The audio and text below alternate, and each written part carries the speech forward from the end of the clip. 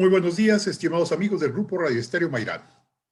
Hoy es sábado 30 de enero de 2021 y es un grato placer darle la más cordial bienvenida esta mañana de historia. Gracias, muchas gracias por la oportunidad de convivir a través de esta pasión. Soy Luis Alberto Vázquez Álvarez. La naturaleza del ser humano le exige dejar constancia de su paso por este mundo. Le es imprescindible crear documentos que hablen de sus triunfos y hasta fracasos, tanto personales como étnicos y sociales. Los habitantes de Mesoamérica nos dejaron su historial plasmado en preciosos códices prehispánicos y durante el virreinato se siguieron realizando muchos de ellos. Y recuerden, distinguidas damas y caballeros amantes de la historia, que para nosotros escuchar sus opiniones nos enaltece, eleva nuestra calidad humana, porque lo que ustedes decidan compartirnos nos ayuda siempre a crecer. Todos ustedes son muy valiosos para nosotros. Por ello les invitamos a que con toda confianza nos brinden su visión del tema y nos honren con ella. Con mucho agrado damos la más cordial bienvenida a nuestra distinguida invitada, quien se comunica con nosotros desde Filadelfia, Estados Unidos. Nadia Cervantes Pérez, escritora lagunera, doctora en literatura colonial y con especializaciones en antropología e historia. Actualmente es maestra de la Universidad de Princeton en Estados Unidos. Habla, además de varios idiomas, el náhuatl. Doctora, buenos días. Buenos días, muchas gracias por la invitación una vez más. Y bueno, como fondo musical vamos a estar escuchando música prehispánica, que en este caso particular, En el ombligo de la luna. Doctora, ¿qué es un códice? Sí, mira, un códice viene del término latín codex, que significa tronco, y que luego vino a significar tablillas donde se escribe. En la Edad Media significaba simplemente un libro manuscrito, ¿sí? Y de ahí viene el término, pero el término, vamos a hablar, bueno, del área mesoamericana, no se usó para Mesoamérica, sino hasta el siglo XVIII o siglo XIX, cuando se empezaron a estudiar más los textos indígenas, ¿sí? En el siglo XVI se les llamaban simplemente libros de pinturas, ¿sí? Pero sí, es un concepto que viene desde Europa y que se aplicó para los textos, digamos, del Nuevo Mundo. ¿Qué tan común era para los mesoamericanos? Me refiero yo a todas las civilizaciones, Mexica, incluso no sé si haya códices olmecas, probablemente no, por la cuestión de que se conoce poco de ellos, igual que Teotihuacán. Pero, por ejemplo, zapotecas, chichimecas, toltecas, ¿qué tan común era para ellos plasmar en códices su vida, su historia? Ujú. Bueno, para todas las culturas indígenas eso era muy importante, pero no todas estas culturas tenían el mismo concepto de libro. No todas las culturas tenían el mismo concepto de libro, o sea, como lo conocemos nosotros, como hojas de papel o un texto de páginas, ¿no? Para diferentes culturas se hicieron de diferentes modos. O sea, la manera en que ellos contaban historias o plasmaban historias era a partir de una diversidad de materiales y de medios. O sea, por ejemplo, existía el papel, lo que llamamos papel amat, pero no tenían hojas, sino que eran como acordeones, eran como tiras largas de este tipo de papel que se doblaban como biombos o acordeones. También se escribía o se pintaba en lienzos. También en estelas de piedra también se plasmaban historias. Entonces, el concepto puede variar o el medio puede variar de cultura a cultura. Por ejemplo, también si pensamos en las culturas de los Andes, ellos tenían otro tipo de escritura, le podríamos decir, con unos nudos este, que ellos hacían en diferentes hilos y dependiendo de su posición se descifraba o se codificaba lo que se quería expresar. Em, Permítame, entonces, permítame había, sí, preguntarle algo porque me quedé con la duda. ujú, Son muy famosos las estelas mayas que encontramos ujú, prácticamente en todos los centros ceremoniales. así es. ¿También se pueden considerar como códices? Sí, los podríamos considerar como códices, porque simplemente se trata de expresar mediante cualquier medio una historia o una idea. Entonces, eso se puede hacer o en el papel o en piedra o en lienzo y todos ellos se consideran un tipo de códice. Entonces, lo que vemos pintado en Bonampak es un Ujú. códice.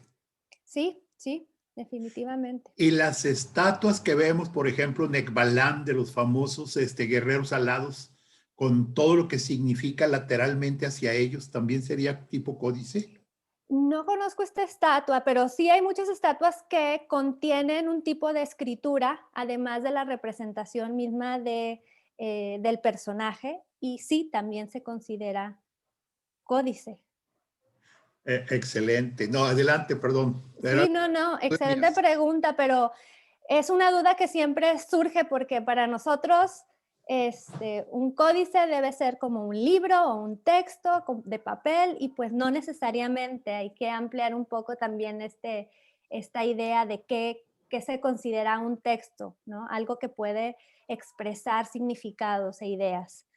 Em, entonces, como decía, los que están hechos de papel era papel amate, en náhuatl es amatl, y de ahí viene el término náhuatl amostli, que significa libro.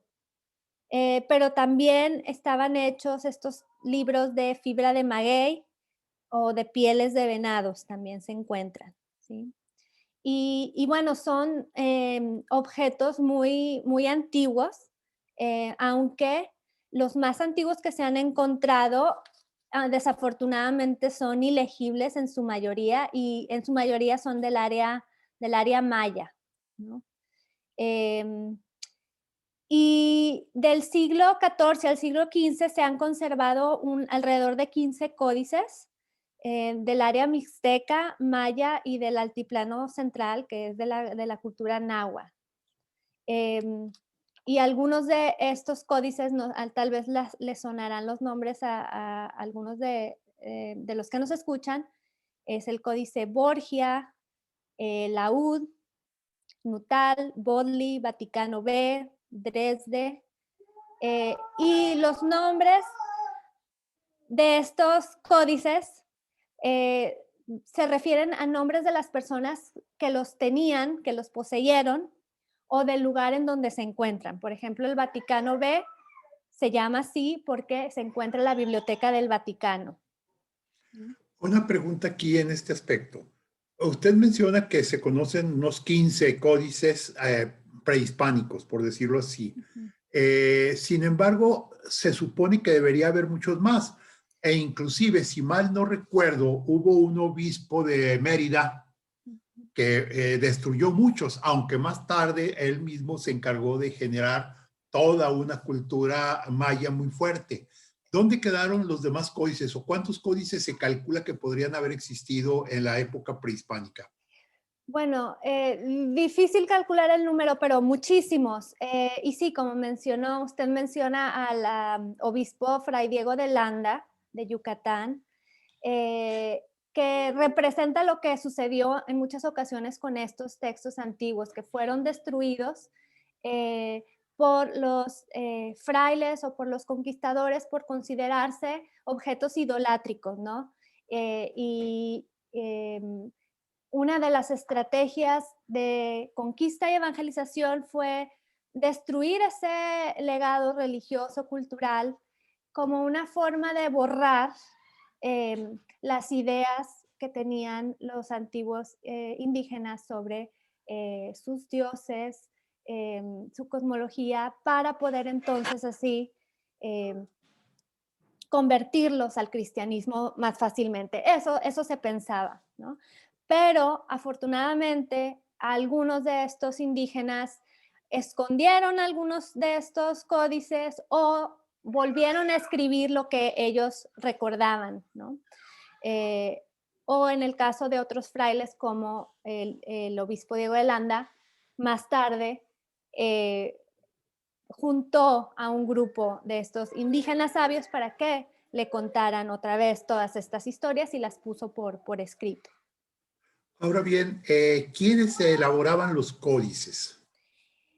Los códices en la época prehispánica los elaboraban sabios y pintores que exclusivamente se dedicaban a esto. En el área náhuatl se les llamaba tlacuilos a los pintores o escribanos que los hacían y se le llamaba tlamatini a los sabios que los interpretaban o los leían.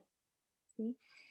Y esto se hacía en las escuelas o en los templos. Ahora bien, el contenido de un códice, comentábamos en el programa anterior que estuvo usted, por ejemplo, el códice Buturini, que es el de la peregrinación. Vemos en él una serie de como de huellas, un lago, una isla, es decir, la comunicación, en pocas palabras. ¿Cuál era el sistema de comunicación que se daba en un códice? Sí, sí, excelente pregunta. Eran textos, digamos, jeroglíficos, de alguna forma, eran representaciones pictóricas de un concepto o una palabra, ¿sí? Por ejemplo, usted menciona las huellas que podemos ver en el Códice Boturini, y eso significaba el traslado, ¿no? de la gente de un lugar a otro. Luego también muchas veces vemos en estos códices unos dibujos así como de lengüitas, que quiere decir que los personajes están hablando, ¿no? Es la lengua, es la palabra. Y bueno, tenían, por ejemplo, los nahuas, tenían logografemas que significaban conceptos como día, noche, canto, palabra, río, montaña, guerra, ¿no? Y era el tlamatini el que interpretaba lo que significaba todo esto. ¿Cómo se leían los códices? Eh, Solo esto estaba reservado solo a unos cuantos, que eran los tlamatini. No todo el mundo podía leer los códices, ¿no? Los códices se escribían por los tlacuilos, pero solo podían ser interpretados por estos sabios tlamatini que tenían, digamos, era su profesión hacerlo. ¿Iban siguiendo una secuela de hechos? O, por Eh, ejemplo, vamos a suponer el caso del español, más bien, las lenguas occidentales se leen de arriba de izquierda a derecha. Las lenguas orientales, muchas de ellas se leen de derecha a izquierda. Ujú. ¿Cómo se leía un códice? Si eran puros pues, símbolos, ideogramas y demás. ¿Cuál era el sistema? Bueno, depende del códice y depende de el contenido del códice, porque algunos eran de temática astrológica, otros calendárica, otros religiosas. Entonces, por ejemplo, en la tira de peregrinación, obviamente vamos de izquierda a derecha, siguiendo pues la secuencia de eventos cronológicamente, ¿no? Pero otros como los calendáricos no se sigue necesariamente esta secuencia, sino simplemente es la representación de un calendario y no podemos ir así como en el orden que nosotros tenemos en los libros, sino que era el Tlamatini el que explicaba el texto, pero basándose en elementos que estaban en diferentes lugares o posiciones en el texto. Entonces, Ah, no necesariamente había un orden. antes de ir a la pausa, una pregunta que me interesa. ¿El famoso calendario azteca que conocemos podría considerarse un códice? Sí, claro, claro. Realmente códice se puede ampliar el concepto para todo lo que tenga un significado escrito o que exprese una idea. Excelente. Doctora, vamos a hacer una breve pausa y continuamos. Claro. Regresamos a Diálogos con la Historia. Estamos platicando con la doctora Nadia Cervantes Pérez. Ella es escritora lagunera, doctora en literatura colonial, especializada en antropología e historia, y estamos comunicándonos con ella desde, básicamente, está en Filadelfia, Estados Unidos. Ahora bien, doctora, he escuchado que existen dos tipos generales de códices: los prehispánicos, que fueron hechos antes de la llegada de los españoles, y los virreinales, ¿sí? Dentro de los prehispánicos de Mesoamérica, ¿destacaría usted alguno en especial? Sí, bueno, está el llamado Códice Borbónico, que la verdad es que por mucho tiempo sí se consideró prehispánico, pero aunque últimamente eso se ha cuestionado, pero digamos que es uno de los que conservan la expresión artística náhuatl mucho más fiel a lo que fue antes de la conquista. Em, y bueno, es uno también de los más hermosos que existen por el nivel de detalle em, y pues lo espectacular del códice, ¿no? Si su audiencia le interesa ver cómo es muy fácil encontrarlo en el internet, pues pueden encontrar las imágenes, ¿no? Para que lo vean. Y el códice borbónico es un calendario, digamos, o sea, lo que llamaban los nahuas un tonalámatl, que es el calendario ritual de 260 días de esta cultura, y se consideraba el libro de los, o significa libro de los días destinos, ¿no? Y este códice se llama Códice Borbónico porque por el lugar en el que está. Se encuentra en el Palacio Borbón en París, que es sede ahora de la Asamblea Nacional Francesa. ¿Y cómo llegó ahí? Pues como llegaron muchos de los objetos arqueológicos de nuestra cultura a Europa, ¿no? Eh, los españoles muchas veces se los llevaron a España y de ahí los adquieren coleccionistas, o en el caso de este códice, fue adquirido en 1826 por creo que 1.300 francos. La verdad es que no sé qué tan caro fue eso, pero yo diría estos textos son invaluables, así que probablemente fue muy barato. Em, y se compró a España, ¿no? Eh, en España primero estuvo en la Biblioteca Real del Escorial, ¿sí? Y de hecho, aunque fue comprado, fueron las tropas francesas que se lo llevaron de ahí durante la invasión napoleónica. Em, ¿Qué más? El origen, se cree que fue hecho en la Ciudad de México o en los alrededores, eh, antes o justo después de la conquista, ¿sí?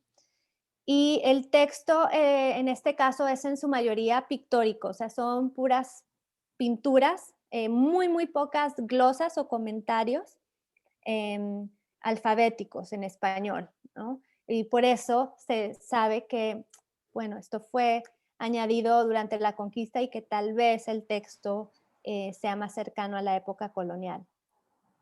Posible Sí, era dígame. eso, perdóneme, que un códice 100% mesoamericano fuese añadido con algunos textos en español. ¿Qué tan común es eso? Muy común, muy común. Eso se ve en muchísimos códices. Claro, porque cuando los españoles los adquieren, pues quieren entenderlos, muchas veces eran los frailes, entonces escribían ellos la explicación en español de lo que ellos creían o que significaba, ¿no? O preguntaban a sabios indígenas y ellos lo escribían en texto alfabético en español, ¿no? Lo cual es también problemático, ¿no? Porque no podemos confiar 100% en esta glosa o en este comentario en español para entender la pintura indígena, ¿no? Y eso es lo interesante de estos textos, ¿no? Que es realmente un híbrido entre dos sistemas de escritura. Y al traspasar, digamos, esa escritura indígena a la europea, pues evidentemente hay algo que se va a perder, algo que se va a distorsionar, porque nosotros, o bueno, los que somos poseedores ahora ya de la cultura occidental, pues vemos el mundo, entendemos el mundo desde ese filtro. eh, y eso nos ciega a otras posibilidades, ¿no? ¿Se ha comprobado en algún momento dado que el texto en español no corresponde a las figuras que aparecen en el códice? No es que no correspondan, sino que fueron mal entendidas en muchos Ah, casos. ok. Y eso se puede saber si se compara con otros códices o si se compara, por ejemplo, con las pinturas que se encuentran en los templos, en las esculturas. Si se entiende el significado ahí y lo comparamos con lo que los frailes interpretaron, bueno, ahí se pueden ver ciertas discrepancias, ¿no? Por ejemplo, en el códice borbónico, em, hay esta académica que se llama Catherine Di Cesare. Ella estudia uno de los rituales en el códice borbónico, del cual hablé en un programa anterior, el Oshpanisli. Y ella dice que el códice borbónico, el ritual de los Panisli, en este códice se interpretó muchas veces como em, un ritual agrícola, o eso parece representar este códice borbónico. Pero cuando nos vamos a otras fuentes que representan este mismo ritual, vemos que en realidad, o tal vez fue un ritual también de purificación, sí, como lo mencioné anteriormente, ¿no? Sobre la diosa Teteoinan, que era la patrona de médicos y parteras, entonces tenía que ver más con este tema que con lo agrícola. Entonces ahí se empiezan a ver discrepancias, ¿no? Eh, Déjeme hacerle una pregunta. ¿Existe digamos, usted nos acaba de comentar que muchos de los códices fueron interpretados por los misioneros, por los frailes, gracias a que contaban en un momento dado con el apoyo de los sabios, pues vamos a decir mexicas o tlaxcaltecas, etcétera. Pero vamos a suponer que pasado un tiempo, estas personas desaparecen o ya no está la escuela que los generaba, donde aprendían.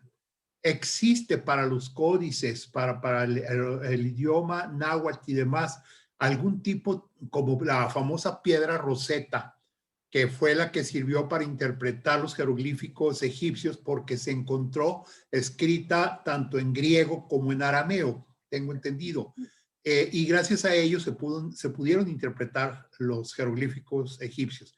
¿Existe para los códices mayas, para los idiomas maya, azteca, náhuatl y demás, algún tipo de piedra roseta? pues en este momento no puedo pensar en un objeto que sea como la piedra Rosetta. Pero la ventaja que tuvieron los frailes y misioneros en ese momento fue, como usted lo menciona, es tener a a los portadores de este conocimiento justo enfrente de ellos para preguntarles todas estas cosas. Em, pero se distorsionó un poco o mucho em, todo esto. Y existen códices, bueno, que se elaboraron, por ejemplo, el códice florentino en náhuatl y en español. O sea, la columna a la izquierda está en náhuatl, la columna a la derecha es en español. Pero lo que vemos ahí es muy interesante porque el texto en español no corresponde 100% al texto en náhuatl. De hecho, el texto en español es un tercio menos que el texto náhuatl.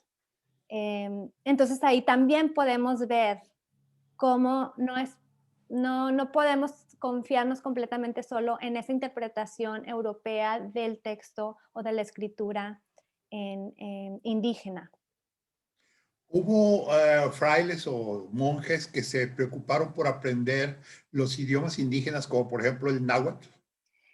Claro, por supuesto, ese fue uno de los principales objetivos de los frailes franciscanos, que fueron los primeros, la primera orden religiosa que llegó a México. Fue aprender el idioma de los nativos para entender su cultura, para entender su religión, claro, con el propósito de evangelizarnos y cristianizarlos, ¿no? Uno de los más famosos y de los primeros 12 franciscanos que llegaron fue Motolinía, Fray Toribio de Benavente. Motolinía es su apodo, digamos, náhuatl, y fue de los primeros en que se sumergió completamente en la lengua y la cultura indígena para entenderla, ¿no? Y él escribió la historia de los indios de la Nueva España gracias a su conocimiento de esa lengua. Y lo mismo con otros franciscanos, el también muy famoso Fray Bernardino de Sahagún, que fue, digamos, el que dirigió la obra que conocimos como el Códice Florentino. Sí, claro. Y su obra es maravillosa, es extensísima, ¿no? La de... Extensísima, tiene 3 volúmenes de 12 libros en el que encontramos de todo, o sea, encontramos explicaciones sobre los dioses nahuas, sobre todos sus rituales, sobre su forma de justicia, sobre su código moral, sobre la naturaleza. Es un texto extensísimo, riquísimo y fue un trabajo de décadas, no fue de algo que se hizo de la noche a la mañana, sino que fue un arduo trabajo de muchos años. Excelente. Adelante, doctora, la estoy Pues, no sé, me gustaría, ¿qué más? Concluir sobre el códice borbónico, bueno, em, que es un texto elaborado en la tradición indígena, mucho más que otros que vienen posteriormente, ¿no? Y por eso han sido difíciles de interpretar. Pero existen otros que se elaboraron ya en la época colonial, de hecho, con la intención de que fueran para un público europeo, como lo fue el llamado Códice Mendoza, que se llama así porque fue, digamos, pedido por el virrey Antonio de Mendoza, el primer virrey. el primer virrey México, que quería enviarlo para informarle a Carlos V sobre la historia y la cultura de los mexicas, ¿no? Y él le pidió a los tlacuilos que lo hicieran. Déjeme hacerle una pregunta que todavía traigo así de inquietud. Sí. Los códices, una vez hechos, ya sea en amate o en piel de venado, ¿con qué pintaban? ¿Qué usaban? ¿Qué tintas? Inclusive la pregunta es, ¿usaban colores? Claro que usaban colores. Todas estas tintas venían de la naturaleza, ¿no? De diferentes plantas, de diferentes insectos, y tenían una variedad de colores. Y algunos colores de estos códices todavía se conservan. Maravilloso. Adelante con el códice mendocino. Perdón por la Sí, interrupción. sí, sí, no. Bueno, muy buenas preguntas. Y es importante también aclarar todo esto para que el auditorio se imagine mucho mejor, pueda imaginarse cómo eran estos textos. Y bueno, sobre el Códice de Mendoza, ese se hizo hacia 1545, también como en la Ciudad de México. Em, y tiene 3 partes. La primera parte habla de la historia de la Ciudad de México y de sus gobernantes desde la fundación, más o menos en 1325, hasta la conquista. Y el propósito era exponer la grandeza del imperio mexica y las conquistas de los mexicas de otros pueblos de los alrededores, ¿no? Y Este texto se comprende de glifos, que son los imágenes que significan algo como ya dije, tierra, río, guerra, etcétera, y pinturas más elaboradas, así como glosas en español que fueron escritas por otra persona, no por estos tlacuilos. La segunda parte tiene carácter económico y sigue muy de cerca la llamada matrícula de tributos. Se describen tributos que se les daban a los mexicas. Y la tercera parte eran imágenes más de la vida cotidiana de los mexicas, ¿no? Se veían a padres y madres que estaban educando a sus hijos, se representan diferentes oficios y quehaceres de la gente, formas de vida que se consideraban dignas y formas de vida que se consideraban indignas, como ser borracho o ser adúltero también. Qué interesante. Se nos acabó el tiempo de este bloque, pero una pregunta que la dejo para cuando regresemos. ¿Es factible conseguir copias de estos códices en libros o de alguna manera? Vamos a hacer una breve pausa y continuamos. Regresamos a Diálogos con la Historia. Estamos platicando de los códices prehispánicos y de los códices virreinales con la doctora Nadia Cervantes Pérez. Ella es escritora lagunera. Es doctora en literatura colonial con especialización en antropología e historia. Ella habla incluso náhuatl y se está comunicando con nosotros desde Filadelfia, Estados Unidos. Doctora, la pregunta era, ¿es factible conseguir copias válidas, es decir, copias que podríamos considerar valiosas de los códices? Sí, se pueden conseguir, aunque como ya le comentaba durante entre los bloques, muchas de estas sí son muy caras, ¿no? Se pueden encontrar copias aceptables, pero hay que ver quién las edita, y bueno, la calidad a veces de las imágenes pues difiere, ¿no? De libro a libro.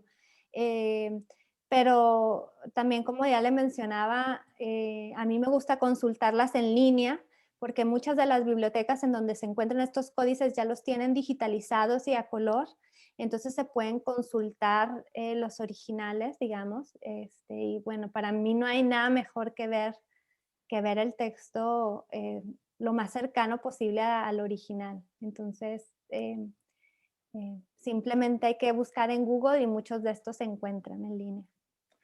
Una pregunta. Hablábamos en uno de los programas anteriores que el códice Buturini mide 5 metros de largo. Sí, más o menos. Pero ¿qué ancho tiene? ¿Qué tamaño son las hojas, más o menos? No estoy segura. Serán unos 15 centímetros, me imagino. 15, 30 centímetros, no estoy muy segura porque ese es un texto que no he visto. Ok. ¿Y cuál es el promedio general de ancho de los códices? Varía dependiendo de la época en la que se hicieron. O sea, muchos de la época colonial, les dicen se escribieron en cuartos porque la hoja se doblaba, las hojas grandes que se usaban se doblaban en 4 y quedaban, pues no sé, un tamaño, más grandes que los libros promedio de ahora, este, más o menos así. Ok, Ujú. gracias. Adelante. Em, bueno, hablábamos entonces del Códice Mendoza, expliqué un poco sobre el contenido de este texto. Y lo interesante también es lo que pasó con el texto, ¿no? Porque iba para el rey Carlos V, pero nunca llegó a su destino. Se mandó por barco a España en 1542, pero el barco en donde iba cayó en manos de un pirata francés, ¿sí? Y luego este objeto, el códice fue adquirido por un coleccionista inglés y por eso hoy está en la biblioteca bodleiana en Oxford, en Inglaterra, ¿no? Entonces también eso es bien interesante cómo los códices fueron a parar de mano en mano y por eso los nombres de los códices nos parecen como muy extraños de por qué se llaman así. Bueno, pues porque dependiendo de quién los tenía, quién los adquiría y en dónde quedaban. Excelente. Y bueno, y otro códice del que quisiera hablar, que bueno, ya mencionamos algo sobre él, pero me gustaría ampliar un poco más esa información porque es ser tan importante y ha tenido tanto impacto en los estudios de la cultura náhuatl, que bueno, es fundamental que hablemos más de él, ¿no? Es el Códice Florentino, como ya dije, que fue dirigido por el fraile franciscano Fray Bernardino de Sahagún. eh, y bueno, fue este fraile un conocedor de la cultura náhuatl como ningún otro, ¿no? El códice ahora se encuentra en Florencia, en la Biblioteca Medicea Laurenciana. El códice florentino primero fue llevado a España, pero después no se sabe muy bien cómo llegó a manos de los Medici, que es esta familia muy importante italiana de Florencia, eh, que bueno, se conocían como grandes mecenas, y bueno, ellos lo adquirieron más o menos como en 1588, se cree. ¿Sí? Y como ya dije, este fue un trabajo de muchísimo tiempo, se hizo durante diferentes etapas de la vida de Bernardino de Sahagún, y en diferentes lugares en donde él estuvo, él le pedía a los sabios del lugar que le informaran sobre diferentes aspectos de la cultura náhuatl. En total creo que fueron 24 informantes náhuatl. Por eso no digo que el autor fue Fray Bernardino de Sahagún, sino que dirigió el trabajo, porque en realidad fue un trabajo en conjunto. Claro, él fue el que decidió el orden de los textos y la edición, digamos, pero los autores fueron los informantes, los que eran testigos de los hechos que narran, ¿no? Eh, y también un lugar muy importante fue el Colegio de Santa Cruz de Tlatelolco, en la elaboración de este y muchos otros códices, ¿no? El Colegio de la Cruz de Santa Cruz de Tlatelolco fue un centro educativo creado específicamente para formar a los hijos de las élites indígenas que habían sido conquistados para formarlos a la manera occidental, ¿no? Y se les enseñaban diferentes materias, incluido el latín y el español. Y por eso el Códice Florentino pues está en español y en náhuatl, porque bueno, estos informantes o estos estudiantes del colegio podían hablar ambas lenguas, y bueno, el latín también. El texto en español también se conoce como Historia Universal o Historia General de las Cosas de la Nueva España. Y este texto sí se puede encontrar muy fácilmente. Ha sido editado muchas veces, pero generalmente lo encontramos solo en español. El texto náhuatl no se consigue muy fácilmente. De hecho, ya mencionaba que el texto en náhuatl es mucho más extenso que el texto en español, y el texto en español realmente no es una traducción literal del texto en náhuatl, es más como una explicación. Por eso es importante la traducción del texto náhuatl. Pero desafortunadamente no se ha hecho, o sea, apenas ahora se empieza a hacer una traducción del texto náhuatl al español.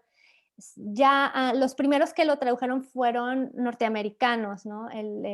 Hay varias traducciones al inglés del texto náhuatl, pero por eso es importante que, bueno, ahora los investigadores